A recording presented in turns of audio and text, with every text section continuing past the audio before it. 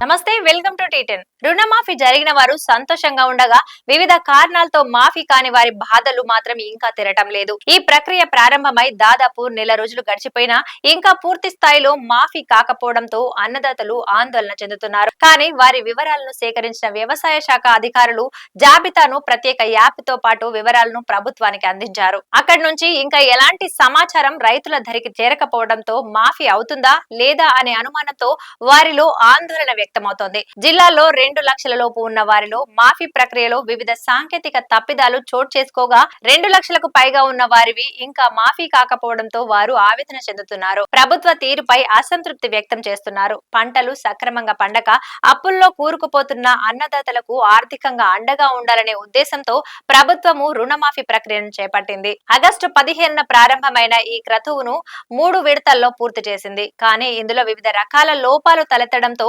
అన్నదాతలు ఆందోళన చెందుతున్నారు. బ్యాంకర్ల తప్పిదాలతో పాటు ఆధార్ ఖాతా సంఖ్యల్లో లోపాలు, పేర్లలో తేడాల కారణంగా కొందరు రైతులకు రుణమాఫీ కాలేదు. తొలుత 1 లక్ష లోపు ఉన్న వారికి, రెండో విడతలో 1.5 లక్ష కలిగిన వారికి, మూడో విడతలో 2 లక్షల లోపు ఉన్న వారికి రుణాలను మాఫీ చేసింది. కానీ 2 లక్షల రుణం తీసుకొని అప్పు కారణంగా అంతకు మించి ఉన్న వారికి మాత్రం మాఫీ వర్తించకపోవడంతో అర్హులైన అనేక మంది రైతులు ఆవేదన చెందుతున్నారు. మరోపక్క 2 లక్షల లోపు ఉన్న అనేక మందికి రుణం మాఫీ కాకపోవడంతో ప్రభుత్వం దిద్దుబాటు చర్యలకు దిగుతోంది. అలాంటి వివరాలను పంపించాలని అధికారులను ఆదేశించింది. వివరాలు సేకరించిన అధికారులు ప్రభుత్వానికి నివేదించారు. కానీ మాఫీ కావడంలో ఆలస్యం జరుగుతుండటంతో అన్నదాతలు ఆందోళన చెందుతున్నారు. జిల్లాలో 2 లక్షల రుణం తీసుకున్న రైతులు జిల్లాలో సుమారు 45,000 మందికి పైగా ఉన్నట్టు వ్యవసాయ శాఖ అధికారులు గుర్తించారు. వీరికి వడ్డీతో కలిపి 2 లక్షల కంటే అధికంగా అప్పు ఉండడంతో వారికి వర్తించలేని పరిస్థితి నెలకొంది.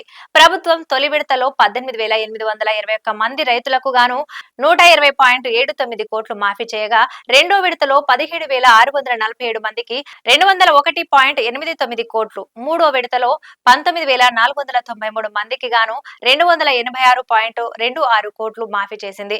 కానీ ఇంకా 45,000 మంది రైతులకు రుణమాఫీ కావాల్సి ఉందని అధికార వర్గాలు చెప్తున్నాయి. మరోపక్క వివిధ సాంకేతిక తప్పిదాల కారణంగా మాఫీ కాని రైతులు జిల్లాలో 3,750 మంది ఉండగా కుటుంబ నిర్ధారణ కోసం 16,700 మందికి మాఫీ నిలిచిపోయింది. దీంతో సాంకేతిక తప్పిదాలు కలిగిన రైతుల నుంచి జిరాక్స్ పత్రాలు తీసుకున్న వ్యవసాయ శాఖ అధికారులు కుటుంబ నిర్ధారణ ప్రక్రియను మాత్రం ప్రత్యేక యాప్ లో నమోదు చేస్తున్నట్లు చెబుతున్నారు. ఈ ప్రక్రియ పూర్తయినా ప్రభుత్వం నుంచి ఎలాంటి నిర్ణయం వెలువడకపోవడం కారణంగా బాధిత రైతులంతా ప్రభుత్వ కార్యాలయాలు, అధికారుల చుట్టూ ప్రదక్షిణలు చేయాల్సి వస్తోంది. రుణం ఎప్పుడు మాఫీ అవుతుందోనని ఆందోళన చెందుతున్నారు. ప్రభుత్వం స్పందించి అర్హులైన రైతుల రుణాలను మాఫీ చేయాలనే అభిప్రాయం వ్యక్తమవుతోంది. ఇది ఇవాల్టి న్యూస్. చూస్తూనే ఉండండి టీటెన్. ఈ న్యూస్ పై మీ కామెంట్ ని యాడ్ చేయండి.